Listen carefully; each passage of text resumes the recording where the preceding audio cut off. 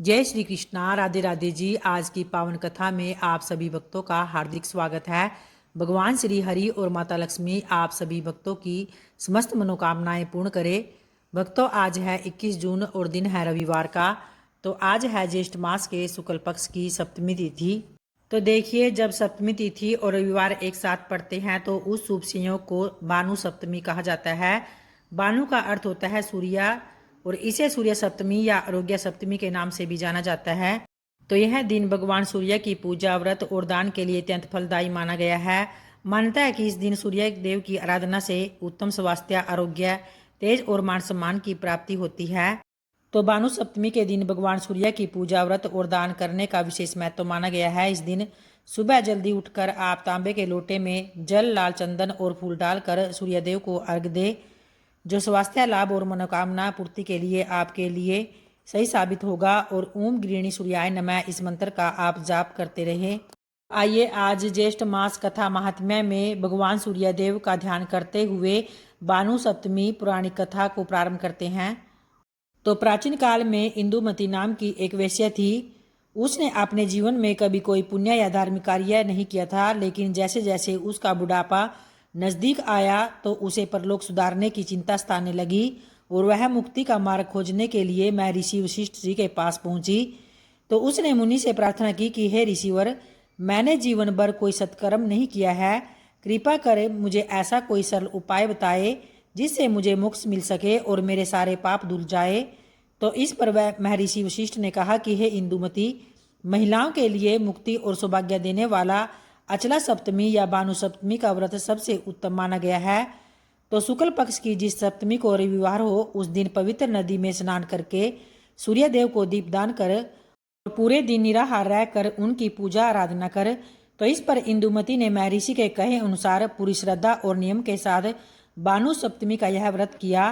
तो जिसके प्रभाव से जब उसने अपना शरीर त्यागा तो उसके सारे पाप नष्ट हो चुके थे और उसे स्वर्ग लोक की प्राप्ति हुई और वहां उसे अप्सराओं की प्रधान नायिका बनने का गौरव भी प्राप्त हुआ।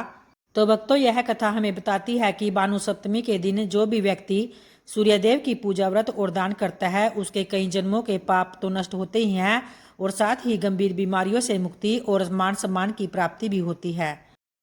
तो आइए अब भगवान श्री हरि विष्णु जी का ध्यान करते हुए आज के ज्येष्ठ मास कथा महात्म्य को प्रारंभ करते हैं, जिसमें कि आज विष्णु भक्ति रूप 5 महायज्ञों के विषय में ब्राह्मण और नरोत्तम की कथा का वर्णन किया गया है। तो भीष्म जी ने कहा कि हे ब्राह्मण, जो कर्म सबसे अधिक पुण्यजनक हो और जो संसार में सदा और सबको प्रिय जान पड़ता हो तथा पूर्व पुरुषों ने जिनका अनुष्ठान किया हो, तो ऐसा कर्म आप अपनी इच्छा के अनुसार सोच कर बतलाइए। तो इस पर पुलस्त्य जी बोले कि हे राजन, एक समय की बात है, व्यास जी की शिष्य मंडली के समस्त द्विज आदर पूर्वक उन्हें प्रणाम करके धर्म की बात पूछने लगे।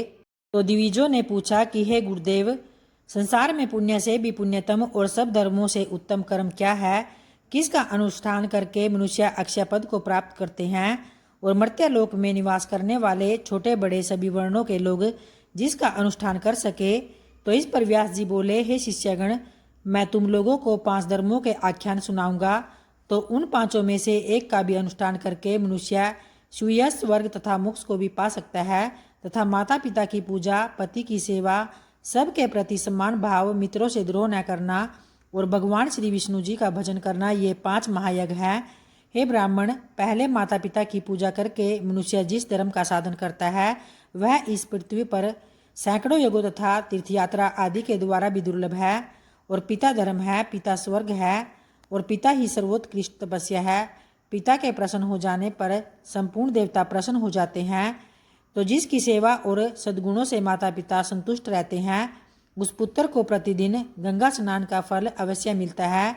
माता सर्वतीर्थमयी है और पिता संपूर्ण देवताओं का स्वरूप होता है। इसलिए सब प्रकार से यत्नपूर्वक माता पिता का पूजन अवश्य करना चाहिए। जो माता पिता की प्रदक्षिणा करता है उसके द्वारा 7 द्वीपों से युक्त समूची पृथ्वी की परिक्रमा हो जाती है। और माता पिता को प्रणाम करते समय जिसके हाथ, घुटने और मस्तक पृथ्वी पर टिकते हैं वह अक्षय स्वर्ग को प्राप्त होता है। जब तक माता पिता के चरणों की रज पुत्र के मस्तक और शरीर में लगती रहती है तभी तक वह शुद्ध रहता है। और जो पुत्र माता पिता के चरण कमलों का जल पीता है उसके करोड़ों जन्मों के पाप भी नष्ट हो जाते हैं। वह मनुष्य फिर संसार में धन्य है। जो नीच पुरुष माता पिता की आज्ञा का उल्लंघन करता है वह महापर्यंत प्रलय पर्यंत नरक में निवास करता है। और जो रोगी वृद्ध जीविका से रहित अंधे और बहरे पिता को त्याग कर चला जाता है वह रो रो नरक में पड़ता है। इतना ही नहीं, उसे अंत्योजो मलेच्छों और चंडालों की योनि के जन्म लेना पड़ता है। माता पिता का पालन पोषण न करने से समस्त पुण्यों का नाश हो जाता है और माता पिता की आराधना न करने से पुत्र आदि तीर्थ और देवताओं का सेवन भी करे तो उसे उसका फल नहीं मिलता। अतः हे ब्राह्मणों, इस विषय में मैं एक प्राचीन इतिहास कहता हूँ, क्योंकि यत्न पूर्वक उसका श्रवण करने से भूतल पर फिर कभी तुम्हें मोह नहीं व्यापेगा। तो पूर्व काल की बात है कि नरोत्तम नाम से प्रसिद्ध एक ब्राह्मण था और वह अपने माता पिता का अनादर करके तीर्थ सेवन के लिए चल दिया। तो सब तीर्थों में घूमते हुए उस ब्राह्मण के वस्त्र प्रतिदिन आकाश में ही सूखते थे, जिससे कि उसके मन में बड़ा भारी अहंकार हो गया और वह समझने लगा कि मेरे समान इस पृथ्वी पर पुण्यात्मा और महायशस्वी दूसरा कोई नहीं है। एक दिन जब वह मुख ऊपर की ओर करके यही बात कह रहा था तो इतने में ही एक बगले ने उसके मुंह पर बीट कर दी और तब ब्राह्मण ने क्रोध में आकर उसे शाप दे दिया। बेचारा बगला राखी की डेरी होकर पृथ्वी पर गिर पड़ा और बगले की मृत्यु होते ही नरोत्तम के भीतर महामोह ने प्रवेश किया। तो उसी पाप से ब्राह्मण का वस्त्र अब आकाश में नहीं ठहरता था और यह जानकर उसे बड़ा खेद हुआ। तदनंतर आकाशवाणी ने कहा कि हे ब्राह्मण, तुम परम धर्मात्मा मुख चंडाल के पास जाओ और वहां जाने से तुम्हें धर्म का ज्ञान हो जाएगा। यह आकाशवाणी सुनकर वह ब्राह्मण मुख चंडाल के घर चला गया और वहां उसने जाकर देखा कि वह चंडाल सब प्रकार से अपने माता पिता की सेवा में लगा हुआ था।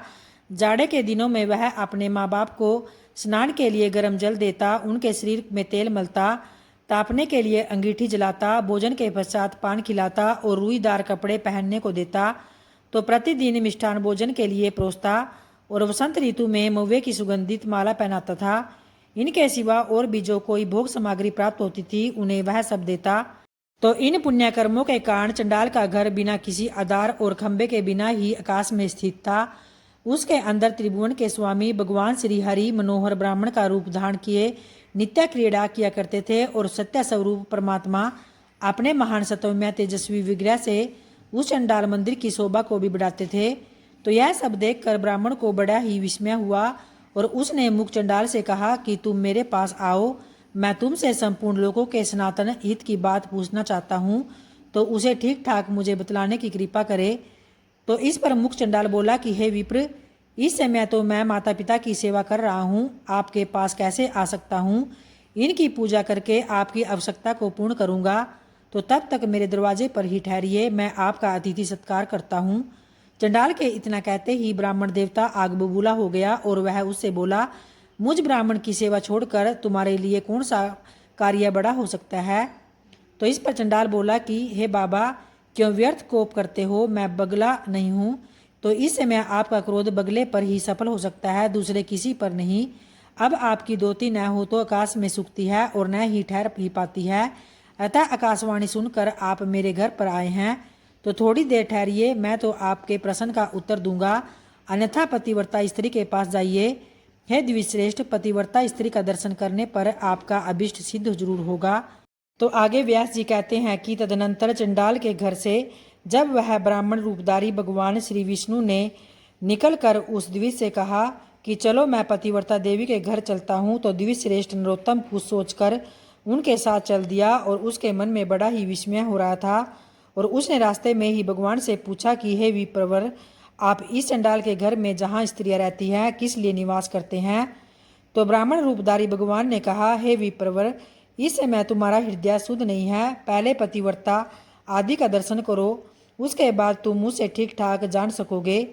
तो ब्राह्मण ने पूछा कि हे तात, पतिव्रता कौन है, उसका शास्त्र ज्ञान कितना बड़ा है और जिस कारण मैं उसके पास जा रहा हूँ वह भी मुझे बतलाइए। तो श्री भगवान बोले, हे ब्राह्मण, नदियों में गंगा जी, स्त्रियों में पतिव्रता और देवताओं में भगवान श्री विष्णु श्रेष्ठ है।